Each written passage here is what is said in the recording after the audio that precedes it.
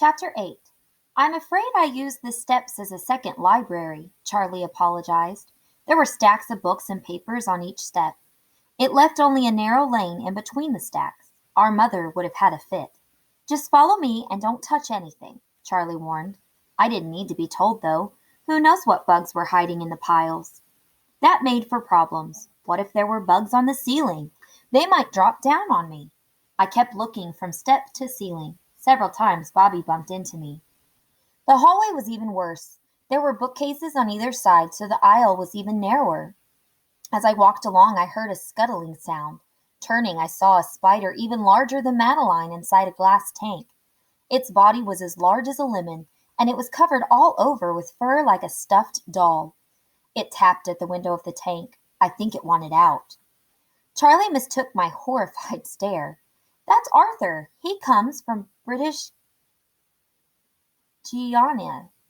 I thought he'd love the hallway.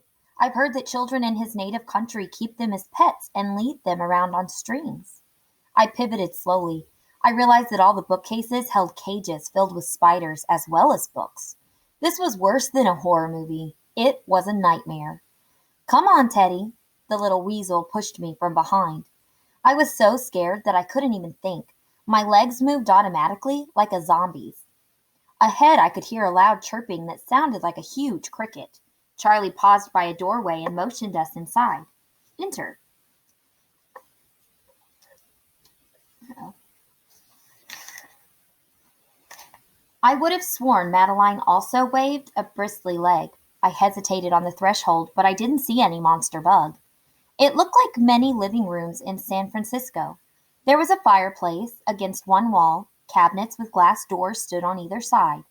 Bright light poured through the bay windows. It made the dead insects look like black paper cutouts. There were even regular chairs to sit on instead of spider webs. The chirping came from one of the cabinets. Bobby crossed to it and squatted down. Hey, fellas, how are you doing? The cabinet was filled with crickets. They hopped around cheerfully. At least I liked their looks better than the spiders. You write about them, too? No, they're snacks for some of our friends. Charlie gestured toward the spiders in the hallway. But they look so happy, I said. It didn't seem right to feed them to those monsters. You can't go to the supermarket and buy a bag of dried spider chow, Bobby said. They eat live things. Charlie saw the expression on my face. Don't look like that, Teddy. Spiders have a lot of human virtues. They're brave, hardy, and resourceful. They're loving, too. Loving? I asked skeptically. Spiders can be loving mothers, Charlie said. They'll fight to protect their young, and some of them are true artists and architects when it comes to weaving their webs. Their webs are amazing. Ounce for ounce, that lace can be stronger than steel. I looked around at some of the jars on one shelf. They were filled with spider webs. Spider webs? If you could make steel as thin as a web strand, this strand would be stronger, Charlie explained. The webs are even strong enough to let them fly. Bobby swiveled around. Really? Charlie arched her fingers like an overturned bowl. The young of some spiders weave their little parachutes when it's time to leave their mother. Then the wind catches their parachutes and carries them away. Bobby started to get excited. Do you have any? No, but I've seen them on field trips, Charlie said. I didn't know bugs could do that, I confessed. Charlie smiled patiently. Spiders aren't bugs. She and Bobby began to discuss spider stuff happily. It was like Ollie and me talking about football. As she chatted, Charlie cleared a bunch of large jars off the chairs and set them on the floor. Take a load off your feet, Teddy, she urged. My legs were feeling pretty shaky by now. Thanks. As I eased into the chair, Charlie stacked the jars behind me. Suddenly, she held up one of the jars at shoulder height. Look, Madeline, Cynthia's babies are hatching. There was a fuzzy ball inside a jar. From it, little black dots began to spill out. They were about the size of a pinhead. Finally, Bobby ran over. Look, Teddy. He always wanted to share his happiness with me. Sometimes, though, I wished he kept it to himself. It was funny, but I felt so out of place here. It was Bobby's turf, just like Chinese school was Arnie's. Charlie helpfully showed me the jar. Inside were a gazillion tiny spiders.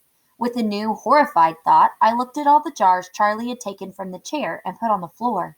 They were filled with other fuzzy balls, too, each of them with a different mama spider. The chair was a spider nursery. I jumped up so fast I nearly knocked the jar out of Charlie's hands. "Careful," she said. Worried, she backed up. Embarrassed, I massaged the back of my leg. I got a Charlie horse. I stamped my foot a couple of times, but it's all gone now. Before I sat down again, though, I checked out the chair. There were no little black dots scampering around on it. Even so, once I sat down, I thought I could feel thousands of tiny little feet crawling over me. As Charlie and Bobby chatted merrily about Cynthia's children, I tried to get a hold of myself. Calm down.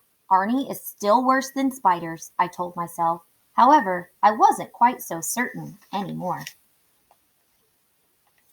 When I heard the hissing, at first I thought it was the steam radiator. However, I didn't know of any radiators at ankle height, and the hissing moved from my left to my right. I sat frozen, torn between curiosity and fear. Curiosity won out. I looked down. By my foot was the biggest cockroach I had ever seen. It reared up on its forelegs and hissed like a tea kettle with 6 legs. People 6 blocks away must have heard my scream. In a panic, I jumped up on the seat of the chair. However, the chair wasn't that steady. To my horror, I felt the chair tipping. I waved my arms for balance, but that was no good. The chair banged against the floor. Stunned, I lay on my back. That's when I saw eyes. Lots of little beady bug eyes. They were staring back at me. There were more of them above me in the pyramid of jars. Big bugs, little bugs, green bugs, blue bugs, thin bugs, fat bugs, and all of them just watching me like I was the biggest meal they'd ever seen. "Ah!" I shouted as I tried to scramble to my feet. Bobby could tell all he wanted about Hercules' point of view. I never want to be at eye level with a bug again. However, Charlie was too busy with my discovery. Stooping, she had put her hand on the floor. "Oh, there you are, Sydney. So that's where you'd gotten to, you naughty boy. You had me worried." And the biggest cockroach I ever saw crawled onto her palm. From the bug's smell, it could have used deodorant. I understood why her parents kicked her out of their house. Then I had the scariest thought of all. Would Bobby be the same way when he grew up? I didn't want to stick around to find out. In the meantime, Bobby was busy introducing Hercules to Sydney.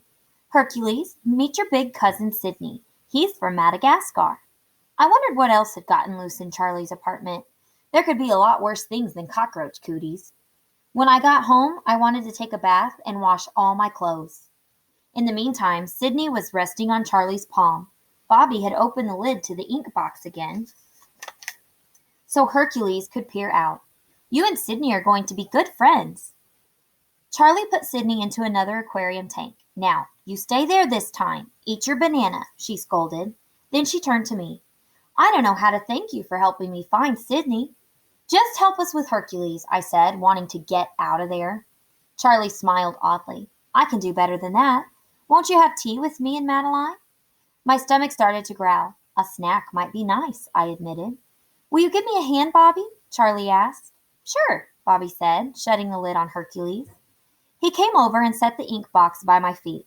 "Keep Teddy company," he said to the cockroach, and then he whispered to me, "Drink what you like, but don't eat anything." "Why?" I said, startled. However, Bobby was already following Charlie through the swinging door into the kitchen. What was that warning about? Then I remembered Sydney and Madeline on Charlie's hands. I wouldn't want to eat food that had been handled by her buggy hands. When I heard running water, though, I tiptoed across the floor and peeked through the door. Charlie and Bobby were both washing their hands. The warning hadn't been necessary after all. I skirted around Hercules and righted the chair. Then I checked for bugs, and the chair looked clean, so I sat down.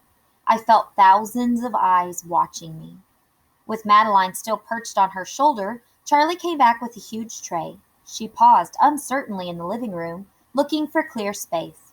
"Clear those wolf spiders from the table, will you, Bobby?" Bobby calmly set the jars on the floor. Then Charlie set down a platter of cookies of all different types. "You're in luck, Teddy. I just baked these myself." They certainly looked tempting. As she poured tea, Charlie instructed Bobby in the care and feeding of the cockroaches. I just tuned him out. I didn't want to lose my appetite. Besides, the chocolate chip cookies smelled especially good.